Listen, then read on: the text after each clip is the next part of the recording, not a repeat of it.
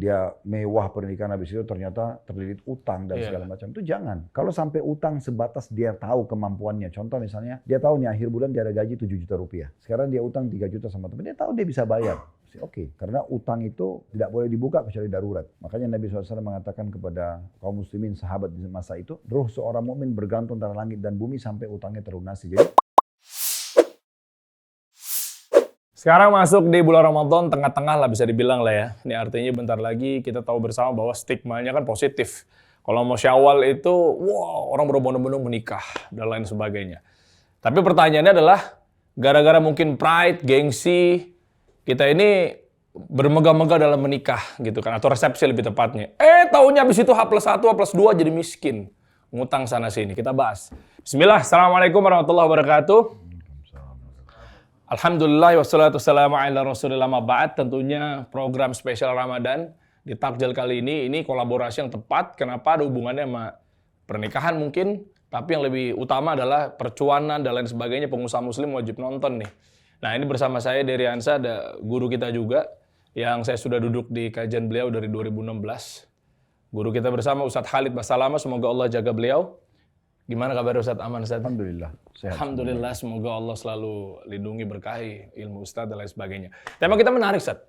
Ini kan euforia di Ramadan, orang udah berpikir bahwa ini Syawal nanti kita pasangannya siapa ya? Satu apa langsung dua ya? Dan lain sebagainya. Ini banyak anak-anak muda di sini juga pasti pengen tahu. Dan lebih tepatnya, apakah hukumnya itu memang benar-benar sunnah di Syawal? Nanti kita kupas, tapi lebih terpentingnya adalah kalau memang penontonnya adalah atau audiensnya adalah para pencari cuan. Yang seperti kita ketahui bahwa program ini adalah kolaborasi antara Kasih Solusi dan Gazo Academy. Nah, ini menarik, kita bahasin aja. Fadhol Ustadz, barakallahu fiikum. Baik, Assalamualaikum warahmatullahi wabarakatuh. Waalaikumsalam warahmatullahi wabarakatuh. Alhamdulillah wassalatu wassalamu ala rasulillah. Pertama kita mulai mungkin dari masalah nikah. Yes. Nikah itu memang atau pernikahan tepatnya itu bahtera pahala terbesar dari semua sisi ibadah ya. Sebagai contoh misalnya kayak Ramadan, bulan puasa, mulai dari azan subuh sampai azan maghrib, kita kan berada di bahtera pahala puasa. Yeah. Artinya orang lagi duduk, lagi berdiri, lagi jalan, lagi ngobrol, tetap dia pahala puasanya berjalan per detiknya. Nah, orang kalau menikah, dari mulai akad nikah sampai salah satunya meninggal, bahkan misalnya sudah meninggal pun masih berjalan pahalanya. Nah, itu bahtera pahala besar. Jadi cukup dengan status suami atau status istri, lebih berkembang lagi status ayah dan status ibu, itu udah pahala. Yeah. Selama, kata kuncinya, diniatkan karena perintah agama. Oke. Jadi beranjak daripada hadis Nabi SAW, an-nikahu sunnati, faman ragiba an sunnati falaysa minni. Nikah adalah sunnahku dan siapa yang menolak sunnahku bukan dari golonganku. Salah satu maknanya adalah dia memang nikah hanya sekedar suka. Hanya sekedar karena dorongan faktor umur, lingkungan. Nah, semua itu harus diubah. Jadi siapapun yang sudah menikah walaupun sudah sepuh, kalau mengikuti acara kita ini, kalau dulu niatnya hanya sekedar suka kepada lawan jenis, akhirnya dia nikahi, atau karena desakan umur, teman-teman sudah menikah tinggal dia sendiri, desakan ekonomi, dia pikir dia nikah sama orang kaya supaya dia memperbaiki ekonominya misalnya. Semuanya harus diubah, karena nanti indikasinya kan duniawi tadi. Nah sekarang diubah menjadi ukhrawi. Jadi bagaimana dia niatkan untuk akhirat, sehingga setiap detik hidupnya dalam pernikahan itu menjadi pahala. Nah, cuma memang dalam masalah pelaksanaan pernikahan ini memang ada hal-hal yang harus diperhatikan. Yang pertama itu konsep ta'aruf dalam Islam. Yeah. Jadi memang Islam tidak membolehkan pacaran kecuali setelah nikah. Yeah. Bagaimana caranya saya bisa mengenal pasangan saya sementara saya tidak pacaran? Karena ini tren sekali di kalangan anak muda kan. Kalau saya nggak pacaran, saya bisa kenal gimana dia. Nah, akhirnya pacaran lah 2 tahun, 3 tahun, 10 tahun baru menikah. Nah ini metode yang digunakan oleh orang-orang non-muslim. Orang muslim tidak mengenal itu. Lalu bagaimana caranya supaya saya bisa menikah dengan seseorang tanpa harus melalui proses pacaran yang sudah dikenal? Ya. Akhirnya jalan berdua, safar berdua dan segala macam. Yang pertama itu adalah yang harus diperhatikan nazar syar'i. Boleh melihat secara syar'i, tapi sebatas wajah dan telapak tangan. Itu pun bukan berdua-duaan, tapi di depan walinya si wanita. Makanya kata Nabi SAW kepada para sahabat, lihatlah apa yang mendorongmu untuk menikahinya. Nah, wajah itu sebenarnya simbolik setengah badan. Dan telapak tangan simbolik setengah badan yang tersisa. Jadi sebenarnya tidak butuh buka jilbab, melihat dada dan segala macam. Itu sudah ada simbol dari wajah dan telapak tangan. Oh. Jadi kita dianjurkan melihat itu. Kemudian yang kedua adalah mengenali keluarga. Ya. Secara global kita sudah bisa tahu keluarga ini keluarga baik-baik atau enggak. Ya. Misal terkenalnya keluarga pendidikan, keluarga pengusaha, itu terkenal. Atau ini keluarga preman, kan bisa saja begitu. Ya. Nah itu sudah cukup secara global. Kita melihat, oh ternyata dari keluarga ini terkenal keluarga baik-baik. Gitu kan. Kemudian yang ketiga adalah mengenali lingkungan. Kalau di masa sekarang sih yang paling gampang itu medsos. Gitu. Karena semua orang itu biasanya kalau punya medsos, dia tuangkan hobi dan pribadi dia di situ kan. Iya. Kalau dia hobi ceramah, dia akan penuhin medsos sama ceramah. Dia hobi musik, dia akan penuh dengan musik. Hobi dia apalah, ke diskotik, ke karaoke, atau dia ke kajian, itu pasti akan menjadi terlihat di situ. Nah, yang paling gampang sekarang adalah media. Kita tinggal media. Atau kalau orang itu betul-betul memang masih belum menggunakan media, kita tinggal menanyakan tentang aktivitas dia di waktu weekend, liburan. Nah kira-kira kalau weekend kemana aja, kegiatannya apa. Pertanyaan satu itu aja. Dia akan jawab misalnya, oh saya biasa ke karaoke, saya biasa ke diskotik. Nah kita sudah bisa nilai, atau dia bilang, kalau saya sih punya orang tua yang hidup yang bersama saya dan saya bakti sama beliau di waktu-waktu luang itu. Atau saya isi dengan ke perpustakaan, atau baca buku, atau ke taklim. Nah kita sudah bisa nilai sebenarnya. Itu yang ketiga. Yang keempat baru istikharah. Jadi sebenarnya ini dasar sekali. Nazar syar'i, melihat yang dibolehkan secara syar'i itu wajah dan telapak tangan. Perempuan pun sama melihat laki-laki kan gitu. Tapi biasanya perempuan itu karena dominan perasaan, dia lebih mendominasi akhlak dan kepribadian laki-laki dibandingkan fisik. Orangnya humoris nggak, orangnya loyal nggak, royal gitu-gitu. Nah itu lebih dominan. Kalau laki-laki itu walaupun cerewet, yang penting cantik, oke. Nah, gitu. Mantap. Dia lebih kepada fisik gitu kan. Makanya nazar syar'inya itu lebih kepada laki-laki kepada perempuan gitu. Tapi kita nggak perlu repot-repot untuk melihat rambut, melihat dada, tangan. Karena sini sudah simbol gitu. Kemudian keluarganya juga secara umum, keluarga baik-baiknya itu sudah cukup jadi patokan. Kemudian lingkungannya tadi kalau kita bisa medsos, atau kita tanya kegiatan dia di waktu luang apa yang dia lakukan. Nah yang keempat baru kita istikharah. Istikharah cuma butuh 2 rakaat. Nggak butuh lama-lama gitu.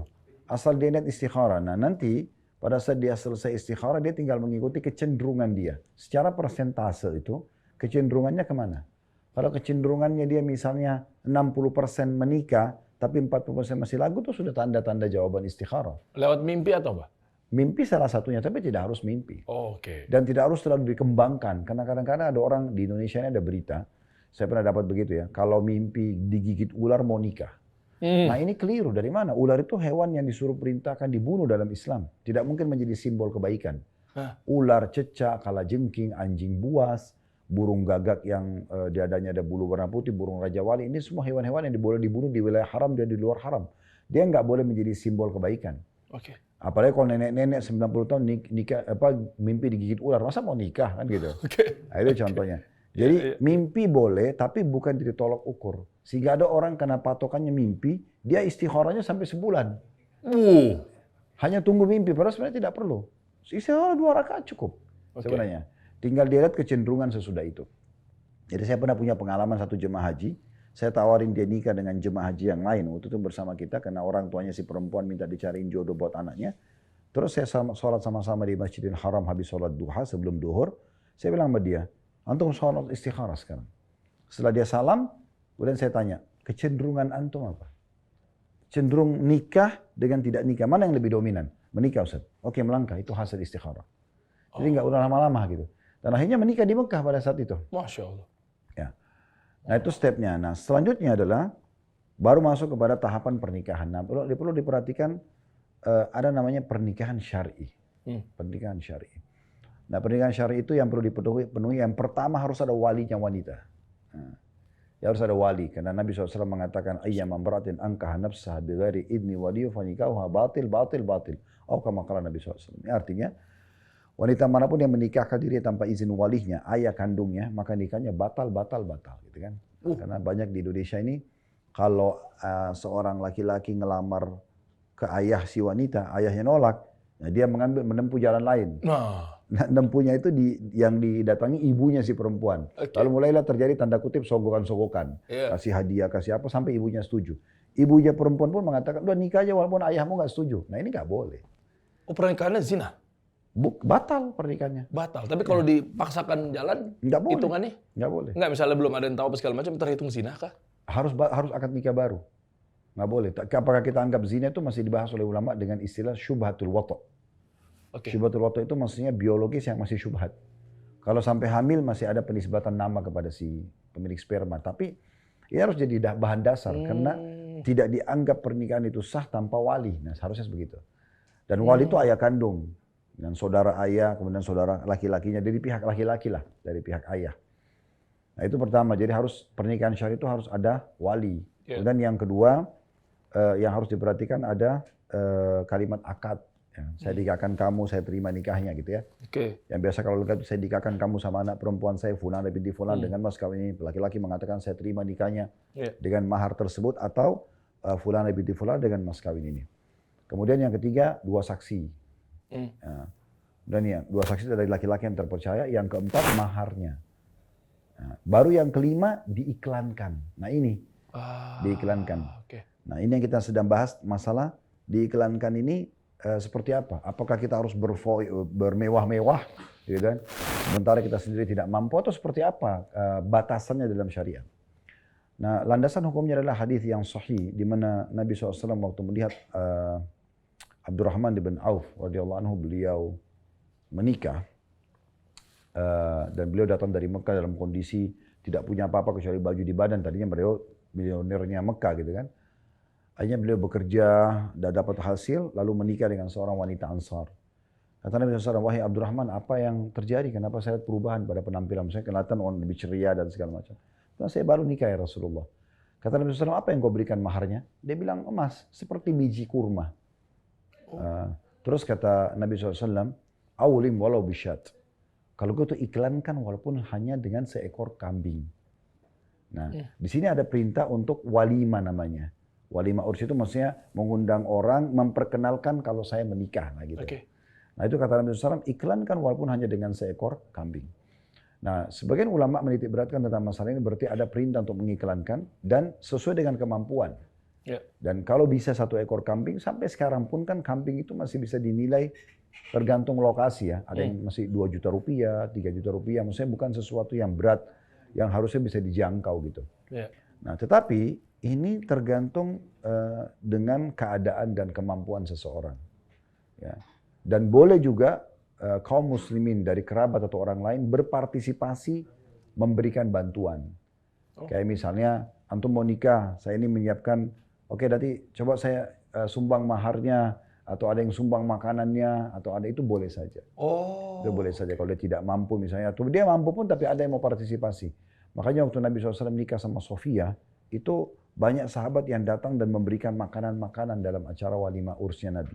Gitu. Kalau nggak keluar sama sekali uang dari lakinya, emang dibantu aja tapi udah lebih dari cukup, misalnya di budgeting apa segala macamnya, anggaplah 100 juta misalnya. Ternyata dia nggak keluar, apakah sah? Karena laki-lakinya tidak mau nggak ada masalah, karena intinya sebenarnya iklannya. Diiklankan ke orang-orang, jadi nanti terutama orang-orang terdekat, supaya nanti kalau mereka jalan, orang tahu ini suami atau ini istrinya. Kalau yang ngebiayain istrinya? Asal bukan syarat. Maksudnya jangan gini, jangan laki-laki bilang, saya mau nikah sama kamu tapi kamu yang biayai saya. Itu jangan, karena harusnya kan laki-laki yang bertanggung jawab. Oh, jadi kalau misalnya tapi kalau kerelaan dari keluarga istri, kadang-kadang atau dari kedua keluarga mereka saling bantu-bantu, itu oke saja. Oh boleh, jadi laki-laki nggak wajib misalnya tahu bahwa... Tapi yang perlu digarisbawahi di sini adalah sesuai dengan kemampuan. Nah kalau misalnya kemampuan kita supaya tidak pakai ada utang banyak dan segala macam, akhirnya tadi kayak Antum bilang, dia mewah pernikahan habis itu ternyata terlilit utang dan segala macam, itu jangan gitu kan. Maksudnya sampai menyusahkan diri dia. Kalau sampai utang sebatas dia tahu kemampuannya, contoh misalnya dia tahu nih akhir bulan dia ada gaji 7 juta rupiah. Sekarang dia utang 3 juta sama teman, dia tahu dia bisa bayar. Masih oke. Karena utang itu tidak boleh dibuka kecuali darurat. Makanya Nabi SAW mengatakan kepada kaum muslimin sahabat di masa itu, para syahid, orang yang mati syahid itu, diampuni semua dosanya kecuali utangnya. Nah itu kan, ruh seorang mukmin bergantung antara langit dan bumi sampai utangnya terlunasi. Jadi nggak boleh orang sembarangan juga. Dan orang kalau utang itu, kata Nabi SAW, siapa yang utang niat mau membayarnya, Allah akan mudahkan dia membayar. Tapi siapa yang utang tidak niat membayar, Allah akan menyusahkannya. Jadi memang bab utang itu darurat sekali. darurat sekali. Kalau memang sesuai dengan kemampuan, bagus. Makanya dalam hadis wanita yang menghibahkan dirinya kepada Nabi SAW, dia datang ke masjid mengatakan di depan para sahabat, ya Rasulullah, saya hibahkan diri saya. Maksudnya kalau Anda mau nikahi saya silakan, gitu kan. Kalau enggak, ya sudah, Anda silakan jodohkan saya sama siapa saja. Maka dalam hadis ini dikatakan Nabi SAW melihatnya dengan teliti, tapi Nabi tidak ada hajat. Kemudian Nabi tawarkan ke jemaah masjid, ada nggak yang mau nikahi wanita ini? Maka seorang sahabat berdiri mengatakan, saya Rasulullah. Kata Nabi SAW, apa yang kau bisa jadikan sebagai mahar? Kata orang itu, saya orang miskin, saya nggak punya apa-apa. Nggak ada kemampuan. Lalu kata Nabi SAW, iltamis walau khataman min hadid. Coba kalau dari masjid, cari walaupun cuma besi. Jadi kalau nggak punya perak, nggak punya emas untuk jadi cincin, cari besi, bengkokin, jadikan cincin. Bawa sini. Sahabat ini keluar, nggak temukan. Besi pun nggak ditemukan. Dia mengatakan, tidak ada ya Rasulullah. Maka Nabi SAW mengatakan, apakah kau punya hafalan dari Al-Quran? Dia bilang, katakan iya. Kata Nabi SAW, saya nikahkan kamu dan itu maharnya. Maka keluarlah hukum bolehnya mahar itu ayat-ayat hafalan Al-Quran, gitu kan. Begitu juga Nabi Musa alaihissalam waktu menikah dengan anaknya Syuaib alaihissalam itu kan dengan berkhidmat selama 10 tahun, 8 tahun. Ya, tapi dilengkapkan 10 tahun kepada Nabi Syuaib. Nah itu yang perlu diperhatikan gitu. Wah, Masya Allah, barakallahu fikum, Ustaz. Artinya kalau mahar tadi misalnya... Sebentar, tapi poin penting di sini. Silakan, Saya tadi bilang sesuai dengan kemampuan. Kita harus jangan juga salah dalam menilai orang ya. Contoh misalnya, jangan sampai misalnya kapasitas kita, kemampuan kita menyiapkan pernikahan 10 juta rupiah. Itulah kemampuan kita. Kita nggak boleh menilai orang yang mengeluarkan acara pernikahannya sampai 100 juta. Ada yang mengeluarkan sampai 1 miliar. Itu kemampuan orang. Dan itu boleh dalam Islam, tidak dibatasi untuk mengiklankan. Karena ada orang yang relasinya luas gitu kan. Dia butuh mengundang orang banyak, atau dia mungkin anak pejabat dan segala macam. Atau memang dia pengusaha. Dia punya hak untuk itu. Jadi kita nggak boleh menilai orang sesuai dengan kapasitas kita. Kapasitas kita cuma 10 juta, orang lain mungkin 100 juta, mungkin orang lain 1 miliar. Ya. Bukan terhitung berfoya-foya, bermegah-megah. Itu kan sekarang level restoran pun dan catering itu kan berbeda-beda. Iya. Ada paket A, paket B, paket C. Mungkin yang mampu beli paket C ya paket C saja. Yang mampu beli paket A, kena ada tambahan misalnya dessertnya dan segala macam, itu haknya mereka. Dan tidak boleh kita tidak adil, kita langsung menilai, orang ini mubazir nih. Karena di luar kapasitas kita itu nggak boleh. Tapi ada patokannya, Ustaz? Nggak ada. Oh, enggak ya? Nggak ada. Karena makin banyak orang dia undang kan memberi makan makin bagus. Positif saja sesuai dengan kemampuan dia. Apakah ini ada sama dengan kaidahnya orang miskin yang bersyukur sama orang kaya yang bersyukur sama orang miskin yang bersabar? Dalam hal ini adalah konteksnya menikah dengan semaksimal mungkin apa segala macam itu adalah menjaga muruah keislamannya apa segala macam. Boleh, nggak ada masalah. Lebih mana yang? Maksudnya lebih kepada syukur. Dia tadi sama, dua-duanya bisa masuk. Jadi orang yang tadi punya kemampuan sedikit, dia mungkin dia bersabar dengan diri sini kemampuan dia. Tapi orang yang punya kelebihan dan dia mau jadikan itu sebagai tanda syukur dia boleh saja. Berarti yang diutamakan yang gitu? Karena kan walimah urs ini kan makanan sebenarnya. Undang orang makan dan diiklankan pernikahan kan. Maka dalam hadis yang lain kan termasuk waktu dalam hadis Muslim. Ditanya kepada Nabi SAW, ayu islamin khair. Amalan apa dalam Islam yang besar sekali pahalanya? Kata Nabi SAW yang pertama, tut'imut ta'am. Engkau memberikan makan kepada orang. Ya secara umum, traktir orang makan, kirimkan makanan keluarga atau tetangga, kemudian acara undang orang makan, acara pernikahan undang orang makan, itu semua masuk dalamnya. Memberikan makan orang. Jadi dia bisa sebenarnya meraih pahala memberikan makan orang gitu. Apalagi kalau dia buka pintu makan itu untuk orang kaya, orang miskin, semuanya boleh datang. Nah itu kan sangat bagus. Oh, jadi poinnya dimakan ya sebetulnya Ustaz ya? Bukan yang lampu yang berlian lah begini. Itu biar diluruskan dulu pemahamannya. Nggak, sebenarnya kalau masalah dekorasi itu kan boleh-boleh saja. Yang penting jangan terlalu berlebihan aja. Tapi saya bilang tadi, tetap saja tolok ukurnya adalah sesuai dengan kemampuan seseorang. Karena misalnya mungkin di mata Ana, di mata saya mungkin, oh Dery ini berlebihan nih. Karena mungkin kapasitas saya hanya 10 juta tadi. Antum mungkin melihat 100 juta itu kecil. Karena income antum misalnya 100 miliar. Kita nggak bisa jadikan, saya nggak bisa nilai antum. Wah, Masya Allah. Jazakallah khair, barakallahu fikum. Nanti kita lanjutkan lagi Ustadz. Sepertinya sini ada wajah-wajah yang nggak tahu nih anak-anak muda di sini. Timnya kasih solusi ngebet-ngebet mau nikah di dalam waktu dekat atau seperti apa. Silakan, atau mungkin yang hadir duduk di majelis ini ada yang mau bertanya dengan tema terkait ke Ustadz Khalid Basalamah. Semoga Allah jaga beliau. Fadhal. Ya. Bismillahirrahmanirrahim. Saya Rizky Ustadz dari Bogor. Baik. Mau tanya, kalau misalkan fenomena sekarang ya Ustaz ya, fenomena sekarang ini kan yang pertama itu banyak pengangguran. Bahkan teman-teman saya itu banyak yang belum nikah gitu di umur 34, 35 ke atas. Gimana sih cara-cara mereka untuk menikah?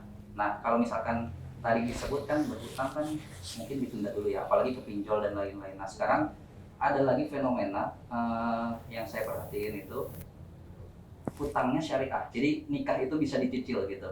Ada lembaga-lembaga yang menawarkan seperti itu. Nah, itu boleh nggak Ustaz? Kalau misalkan kondisi ekonomi gitu ya, kondisi ekonomi orang-orang itu ya mungkin belum memadai untuk menikah gitu, minjam kemanapun mungkin sulit gitu ya. Nah, ini tuh solusi atau bukan gitu? Sementara ada masalah mudorot ya kalau Kita mau jawab nikah dari dua sisi ya. Dari dua sisi. Ya, Sisi silakan, yang, Ustaz. sisi yang pertama itu tentang masalah apa solusinya orang menikah yang belum punya kemampuan, gitu ya. Yang kedua, boleh nggak pakai jasa lembaga-lembaga syariat dalam utang piutang, gitu ya. Nah, kalau yang pertama Nabi sudah berikan solusinya. Kata Nabi SAW, "Wankihul akfa'a minkum." Nikahlah dengan orang yang sepadan dengan kalian. Jadi kalau misalnya income antum itu per bulan 5 juta per bulan, dan ternyata bisa save untuk nabung menikah misalnya 1 juta per bulan, sisanya kos dan transportasi segala macam, contoh. Sehingga antum target tahun depan menikah, berarti uang yang terkumpul hanya 12 juta rupiah. Carilah orang yang bisa diajak menikah dengan uang itu. Ya, mungkin dia pergi ke kampung-kampung gitu ya, yang orang maharnya hanya seperangkat alat sholat, ya kan gitu. Iya, itu banyak. Di Indonesia ini Masya Allah banget itu ya. Pernikahan itu mudah. Saya dulu menikah dengan 10 juta rupiah misalnya kan gitu. Sudah selesai semua. Atau bahkan ada Masya Allah di antara keluarga, karena saya berpoligami, ada Masya Allah di antara istri yang sama sekali tidak ada tuntutan gitu. Saya hanya berbekalkan mahar hanya dengan 100 real misalnya gitu kan. Terus kemudian mengadakan acara kecil. Alhamdulillah tuh memadai. Jadi sebenarnya kita tinggal mencari orang yang sepadan. Orang yang sepadan. Jadi kalau income kita misalnya 5 juta per bulan, ya harus cari wanita yang bisa mengelola 5 juta itu nanti. Cukup untuk kita makan, minum, mungkin kosmetika dipakai pun yang sederhana gitu ya.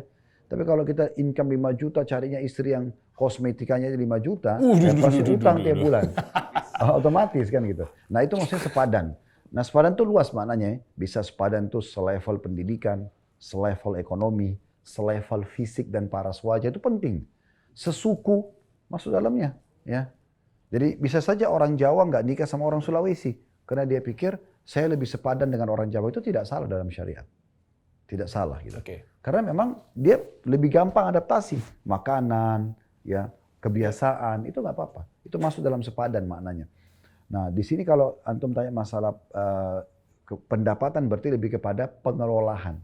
Ya mungkin kan pasti ada saja misal level, kalau angka 1 sampai angka 10, keluarga kita dan kita berada di angka 3 dari sisi perekonomian. Cari juga wanita yang level keluarganya di angka 3. Itu pasti klop. Pasti klop. Itu namanya sepadan. Maka itu akan mempermudah, gitu kan. Nah itu biasanya lebih gampangnya ke daerah, nah, gitu ya, ke daerah. Dan memang perlu kita akuin, alhamdulillah di negara kita Indonesia ini Allah kasih keberkahan, pernikahan itu mudah. Masih sangat mudah. Saya pernah sekali di Jordan, waktu itu ke kota Petra. Karena kami ada umroh di Uhud itu dengan plus Aqsa. Pas sebelum masuk Aqsa kita ke Petra di Jordan, 4 jam dari Amman. Itu 7 keajaiban dunia kan. Saya kebetulan itu sewa jasanya anak muda di situ. Belum nikah, dia umur 32 tahun, 31, 32 gitu. Dia sewain jasa kudanya, saya minta. Saya mau keliling Petra ini semua, bayar berapa. Sepakatlah dengan angka tertentu, waktu itu dalam bentuk US. Sambil jalan saya tanya dia, kamu namanya siapa? Sudah menikah belum? Dia bilang belum. Umur berapa? 32. Saya tanya, kenapa belum nikah? Saya coba nasihatin dia, nikah terus begini dan manfaatnya segala macam. Bilang benar, tapi di sini biayanya besar. Kebetulan dinar Jordan itu, kalau nggak salah 1 dinar itu $2,5. Dia lebih tinggi dari dolar gitu. Dia bilang di sini minimal sekali orang kalau mau nikah, orang yang seperti saya kerjanya cuma ngeluarin dapat jasa dari kuda untuk para turis gitu ya. Itu 100.000 US. Artinya 1,7 M untuk menikah dia harus siapkan. 1,7 M mungkin sudah anak pejabat gitu. Ya. Tapi seperti itulah. Nah kita di Indonesia masih bisa nikah dengan modal ayam jago. Lah ya, maksudnya sebagai mahar di pedalaman ya, misalnya mungkin bisa bicara baik-baik dengan keluarga-keluarga itu kan. Misalnya apa yang maharnya dimudahkan, perangkat alat Oke. sholat gitu-gitu. Tidak harus juga ada emas gitu-gitu, contoh. Maka seperti itulah. Jadi nikahnya lebih kepada yang sepadan. Itu jawaban yang pertama. Sehingga kalau yang sepadan ini bisa tertutup pintu utang tuh. Kita nggak butuh utang karena sudah selevel kita kan. Otomatis jadi sebelum nikah, pernikahan dan sudah nikah semua aman-aman aja. Karena dia pilih yang sepadan. Pendidikannya, fisiknya, ekonominya, segala macam lah. Nah yang kedua sekarang tentang masalah boleh nggak utang piutang dari lembaga syariah? Sebenarnya lembaga syariah atau bukan lembaga syariah, dia kembali kepada hukum syariatnya, bukan lembaganya. Hukum syariat, utang piutang nggak boleh berbunga, nggak boleh bertambah. Jadi ada investasi dalam Islam ada dua. Investasi boleh mengambil keuntungan, investasi nggak boleh ambil keuntungan. Ini dua-dua investasi. Yang pertama adalah mengambil keuntungan seperti sistem mudharabah. Misalnya saya sama Dery mau bisnis nih, kita mau buka restoran. 100 juta modalnya. Oke, saya 50 juta, Dery 50 juta. Terus kita bagi hasil 50-50%. Untung rugi tanggung bersama sesuai dengan persentasenya. Itu namanya mudharabah. Yang kedua, murabahah, beli putus. Saya mau beli mobil, saya nggak ada duit nih. Saya bilang sama Dery, saya mau beli mobil 200 juta. Bisa beliin nggak? Dery bilang, oke Ustaz, saya beliin. Tapi saya jual sama Ustaz 220 ya. Dari awal jelas produknya, jelas modal, jelas keuntungan. Flat keuntungannya. Jadi 220 juta. Saya bilang, oke Der, saya beli tapi saya bayar 10 bulan ya. Tiap bulan 22 juta. Oke, deal. Itu namanya murabahah. Mau beli rumah, beli mobil, beli pakaian, beli handphone, bisa. Tapi dengan cara begini, akadnya jual beli. Antara antum sama teman aja boleh. Saya mau beli handphone nih 10 juta. Kamu bisa beliin saya nggak? Oke, saya beliin tapi saya jual 11 juta. Tapi akadnya dari awal begitu, itu boleh saja. Nah ini kalau investasi yang boleh ambil untung. Nah, ada dua investasi, yang kedua tidak boleh ambil untung. Itulah utang piutang. Tetap dianggap investasi, kenapa? Karena kita keluarin duit. Tapi dia murni mengejar pahala. Makanya Nabi SAW mengatakan siapa yang mengutangkan seseorang atau memberikan tenggang waktu atau dia memaafkan utang seseorang, maka dia akan dapat naungan Allah di hari kiamat, tidak ada naungan kecuali naungannya. Jadi selain 7 golongan yang biasa disebutkan dalam hadis, imam yang adil, 2 orang saling mencintai karena Allah, orang yang menolak perzinahan dari wanita cantik, kemudian orang yang menangis karena Allah, sampai 7 golongan itu. Ada golongan ke-8 yang dapat naungan Allah di mahsyar nanti, yaitu orang yang mengutangkan orang lain atau memberikan tenggang waktu atau memaafkannya. Oh, termasuk di pertengahan jalan misalnya baru tahu hadis itu langsung udah diikhlasin. Meskipun awalnya nggak ikhlas. Tidak apa-apa. Oh, oke. Tidak masalah. Tidak. Bicara ikhlas dan tidak ikhlas, dari awal kalau antum mau dapat pahala, mengutangkan orang sendiri sudah pahala. Asal diniatkan untuk membantu saudara kita. Jadi memang harus ikhlas dari awal. Cuman kalau di tengah jalan antum maafkan, itu lebih besar lagi pahalanya. Karena ada hadis lain bunyinya begini. Siapa yang mengutangkan orang lain selama belum jatuh tempo. Misal contoh, kita utangkan orang di 1 Januari akan jatuh tempo di 1 Februari. Maka dia akan mendapatkan pahala sedekah senilai piutang dia. Contoh misalnya kita utangkan orang 10 juta nih 1 Januari. Nanti jatuh tempo 1 Februari. Jadi mulai 1 Januari kita seperti sedekah 10 juta per hari. Jadi investasinya 10 juta, nilai pahalanya 310 juta. Karena kan 31 hari. 10 juta kali 31 kan. Nah, itu namanya investasi juga. Makanya utang piutang itu investasi pahala besar sekali. Nah kalau sudah lewat jatuh tempo, misalnya 1 Februari kita nagih nih. Dari utang sama saya sampai 1 Februari, saya bilang, Der, udah jatuh tempo Der. Wah Ustaz saya belum punya duit nih. Ya, gimana? So saya bilang, oke saya kasih tenggang waktu deh sampai 1 Maret. Misal 1 bulan lagi. Nah mulai 1 Februari, saya seperti bersedekah double. 20 juta per hari. Kalau sampai Maret, kalau Dery nggak bayar 10 tahun ya, sampai 10 tahun saya dapat 20 juta per hari. Makanya sebagian ulama mengatakan Allah mendatangkan pahala sedekah bagi pemilik piutang yang dia tidak mungkin bersedekah sendiri itu kalau dia tidak mengutangkan orang lain. Karena besar sekali nilainya. Nah, kembali kepada hukum tadi, boleh nggak utang untuk menikah dari lembaga-lembaga syariah tergantung akadnya. Akadnya dia ada tambahan nggak? Karena sedikit ada tambahan 1 rupiah pun udah riba. Ini investasi dia murni akhirat di sini. Kalau lembaga-lembaga ini atau individu ini meminjamkan murni untuk mengejar pahala, oke. Ada sahabat Nabi namanya Sa'ad bin Ubadah. Ini termasuk sahabat yang paling kaya di Madinah. Beliau punya anak namanya Qais, terkenal sang ayah dan anak yang sangat dermawan. Jadi tiap hari saat ini bilang sama anaknya Qais, "Hai Qais, ini gudang hartanya ayah, habiskan, sedekahkan."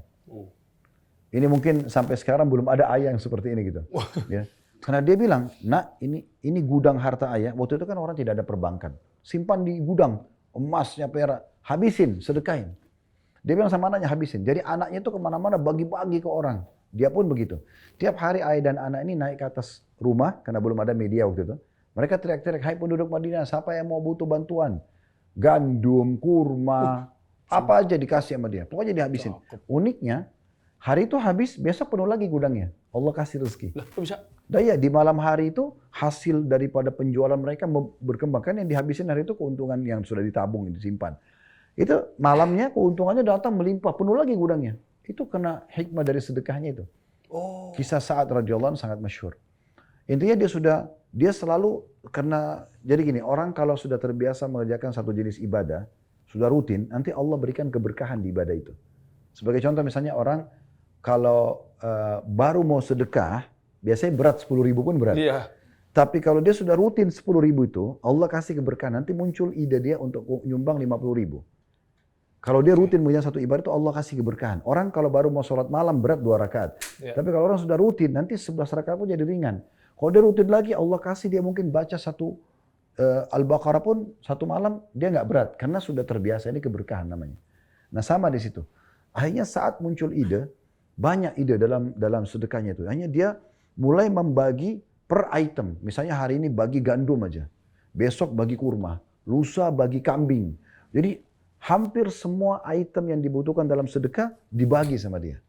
Nah, satu waktu berhubungan dengan masalah utang piutang ini, setelah sekian tahun dia sedekah, dia bilang gini sama anaknya Qais, hai Qais, semua item yang kita mau sedekahin ke orang sudah kita kasih. Sedekah rumah, tanah, unta, kambing, wah semuanya sudah. Semua sudah, alat-alat perang, semua sudah. Yang belum ini kita belum utangkan orang. Tapi tujuannya cari pahala. Maka mereka sepakat, hari itu mereka naik atas semua, ayo mau siapa yang mau utang silakan. Orang datang yang butuh, utanglah. Nah, dibiarkan sampai jatuh tempo, begitu jatuh tempo mereka mau bayar, kata Sa'ad, kami tidak akan menerima apa yang sudah kami sedekahkan di jalan Allah. Jadi hanya untuk mengejar kesempatan dapat pahala 1 bulannya, setelahnya dia dapat pahala memaafkannya.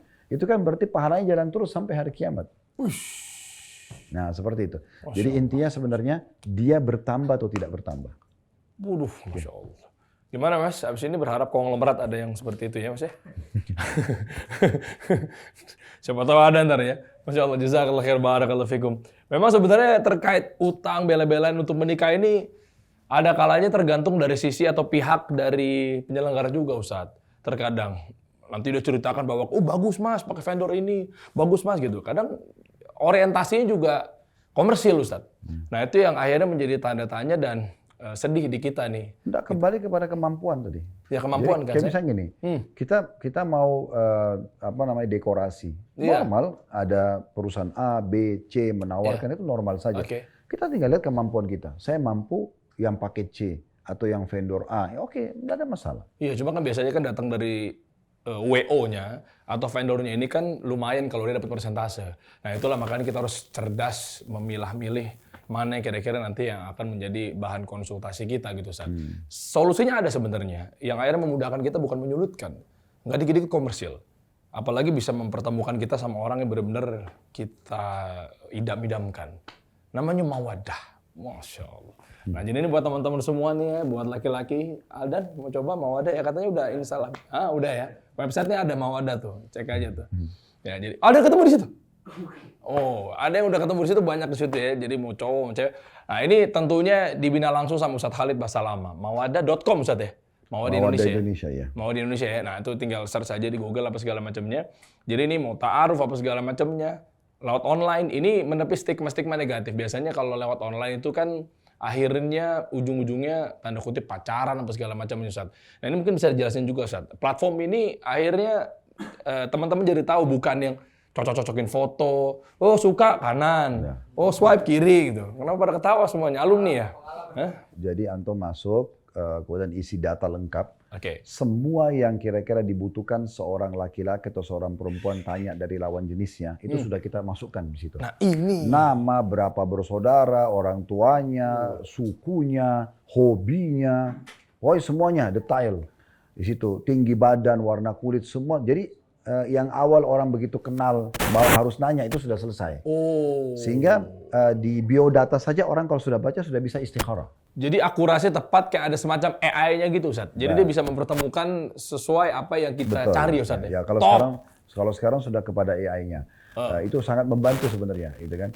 Tapi dia dulu tuh sebelum ada AI pun kita sudah seperti itu. Jadi seseorang itu kalau masuk di Mawaddah dan setelah dia masuk nanti tim kami akan melihat, oh ini cocoknya dia sama yang ini. Iya. Nanti kita akan buka room satu ruangan untuk dia berbicara tapi di web kami. Oh, jadi boleh Diawasin. chat langsung? Iya, tapi Berdua? tidak boleh. Enggak, iya, tapi cuma dibatasi 11 pertanyaan.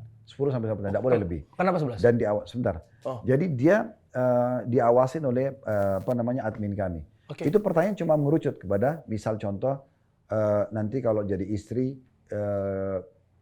siap gak kalau punya anak banyak? Nah, misalnya. Pertanyaan sudah mengerucut kepada suami istri. Udah bukan lagi nanya kamu berapa bersaudara, dari suku mana, itu udah selesai di biodata. Sehingga memang 10 pertanyaan sudah cukup. Nggak perlu banyak-banyak gitu. Kamu lagi apa? Udah makan belum? Ya. Nggak Dan tidak perlu boleh gitu ya? memberikan nomor telepon, tidak boleh memberikan alamat medsos. Karena kalau ada langsung kita blok. Nah, jadi betul-betul diawasin oleh admin kami. Setelah selesai kita akan bilang silakan istikharah. Itu pun kadang-kadang di awal pada saat mereka masih baru mau kirim biodata itu kita masih tutup fotonya. Oke. Ya, jadi cukup biodata selesai. Karena biodata itu sudah menggambarkan sebenarnya kan gitu. Nah setelah dia dapat biodata, kita suruh istikharah dulu. Istikharahkan dulu biodata ini. Setelah istikharah, baru kita oke, dari 5 orang yang kita kirimin biodatanya ini misalnya, ikhwah ini ada 5 yang kita kirimin data akhwat misalnya. Oh saya ngerucut kepada biodata yang pertama. Misalnya si Aisyah misalnya.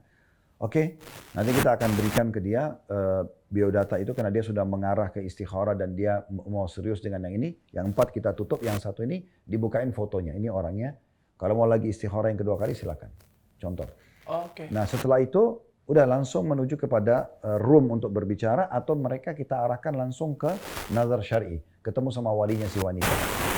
Berarti orang tua Ya, atau ayahnya. Ayahnya langsung ya? Jadi kita fasilitasi di kantor bisa, di sini atau memang ke rumahnya langsung si akhwatnya. Alhamdulillah dengan cara itu kita sudah mengarahkan ke nazar syar'i, selebihnya masalah pernikahan dan segala macam itu mereka tinggal bicara antara keluarga. Kalau mereka mau menggunakan jasa Mawaddah untuk WO-nya, maka kita siapkan. Oh ada juga. Di Aljot ini Insya Allah. hampir setiap minggu ada acara pernikahan. Jadi kalau kayak mereka di Medan, di Makassar mungkin itu tinggal kita menunjukkan relasi kita di sana. Oke, mohon maaf Ustaz. Berarti fotonya itu, foto realnya itu kita berhijab apa segala macam gitu Ustaz? Iya. Oh, oke. Ya, pasti berhijab. Dan itu pun tetap kami arahkan nazar syar'i karena tidak boleh dengan foto. Kalau foto berbeda dengan aslinya itu boleh cancel gitu? Boleh dong.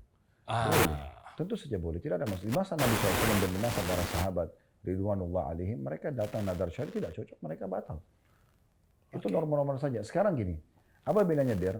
Orang datang nazar syar'i dengan orang yang mengajak pacaran. Iya kan? Iya juga, Sekarang ya. pacaran sama aja dia lihat, tapi bedanya ini dia terlalu lost gitu ya, diajak keluar jalan segala macam sampai diajak ke kuburan lagi gitu kan. Dua-dua nih.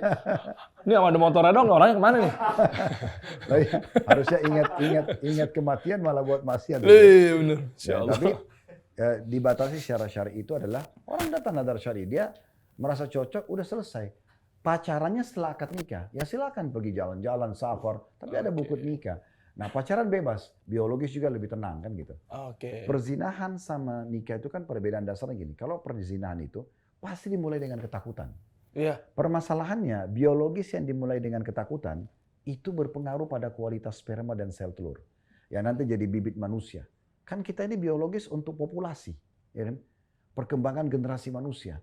Kalau itu terganggu, orang kalau masuk hotel takut ketahuan, itu kan berpengaruh, kejiwaan tertekan. Kita pun sebenarnya kalau sudah sah suami istri, lagi stres, lagi semua itu tidak dianjurkan untuk biologis. Karena kan berpengaruh pada hal-hal ini. Kadang-kadang ada anak yang sifatnya emosional, karena dulu ayahnya tuh ibunya lagi emosional gitu ya. Nah, itu pengaruhnya sangat besar. Kemudian kalaupun mereka hamil, misalnya si perempuan ini hamil, maka dua-duanya malu, keluarganya malu. Ya. Terbukti rasa malu itu semua perempuan yang hamil di luar nikah nggak bakal berani liatin perutnya. Fitrahnya begitu, pasti ditutup sampai terjadi aborsi. Ya kan? Mayoritasnya aborsi, persentase aborsi lebih besar daripada mereka pertahankan anak haram itu. Keluarga juga malu. Dan yang luar biasa secara hukum fikih, anak haram tidak ada statusnya. Tidak ada status nasab. Gak boleh disebut kepada sang pemilik sperma. Tidak ada warisan, tidak ada juga kewalian kalau itu anak perempuan kalau dia mau nikah. Wah, kasihan. Nah, kita beda dengan nikah. Kalau nikah itu hanya kalimat akad 1 menit. Saya nikahkan kamu sama anak perempuan saya, Fulan bin Fulan, dengan mas kawin ini. Dia jawab, saya terima nikah dengan mahar tersebut. Saksi ada mahar, ada kalimat akad tadi, ya kan gitu. Sudah selesai. 1 menit aja tuh, kurang 1 menit. Saya berapa kali nikahkan orang 1 menit. Selesai sebenarnya kan kalimat akad itu. Maka setelah itu mereka biologis. Semua orang yang sudah nikah umumnya bahagia. Biologis saja jadi enak. Sperma yang merupakan bibit manusia dan sel telur juga berkualitas. Untuk manusia nanti ke depan. Berpahala, nggak ada beban gitu kan. Iya. Kalau hamil, dua-duanya senang. Keluarganya senang. Anaknya jelas statusnya. Masya Allah. Oleh karena itu pacarannya setelah nikah. Saya pernah ditanya salah satu podcast begini. Ustadz, tapi kan saya bagaimana menikah dengan wanita yang saya tidak kenal? Gitu Ya kan. itu. Ya, terus saya jawab, sekarang waktu Anda pertama pacaran sudah kenal? Belum. Ya sama, bedanya apa? Cuma bedanya ini langsung kita sahkan sehingga kenalannya nanti sama ini kenalannya dulu baru disahkan. Mana lebih bagus? Tapi nanti kalau bercerai bagaimana? Saya tanya balik. Orang pacaran ada yang putus gak? Bisa putus. Selesai. Ya. Tapi ini kan perceraian ini kecil sekali terjadi persentasenya. Karena memang sudah terjadi interaksi biologis yang nyaman. Terus ada hubungan keluarga yang erat dua-duanya gitu kan. Beda, tidak ada beban dalam hidup itu kalau dalam pernikahan itu karena semuanya kebahagiaan. Makanya ada istilah bulan madu, nggak ada sana pacaran namanya pacaran madu gitu. Ada bulan madu. Karena memang itu nyaman, orang nyaman, orang kemana-mana nggak ada rasa khawatir. Safar sama-sama, masuk hotel, biar orang lihat semua satu dunia. Ini kalau pacaran masuk hotel, tetangganya aja lihat sudah ketakutan. Gitu. Nah gitu. Oh, Masya Allah, barakallahu fikum. Memang indahnya teman-teman kalau memang dilakukan secara yang halal apa segala macam. Ingat, jadi kalau teman-teman misalnya mau ikhtiar mencari jodoh apa segala macamnya, tentunya udah diarahkan. Insya Allah juga kan pasti kan kalau masuk Mawaddah kan yang ngisi biodatanya, ngisi profilnya juga pasti kan di screening ya Ustadz ya, di profiling ya. Jadi insya Allah nggak perlu khawatir juga kira-kira salah menemukan pasangan. Detailnya ada di Mawaddah Indonesia, teman-teman tinggal search aja. Ya, ini insya Allah menyatukan niat baik di jalan yang diridhoi Allah Subhanahu Wa Taala. Baik, ini nggak cuma di sini teman-teman, tapi di selama bulan Ramadan ini masih banyak tayangan-tayangannya. Ada yang bareng sama Dude Harlino, insya Allah bareng sama Babe Haikal juga, dan lain sebagainya banyak sekali narasumber-narasumber yang juga terlibat dalam tayangan atau mungkin episode atau program takjil kali ini. Yang tentunya ini ada kolaborasi dari Kasih Solusi dan juga Gazo Academy. Nanti cek aja di playlistnya. Tinggal di search mana yang cocok. Siap, terima kasih Ustaz. Barakallahu fikum. Subhanallah bihamdik. Asyhadu an la ilaha illa anta astaghfiruka wa atubu ilaik. Assalamualaikum warahmatullahi wabarakatuh.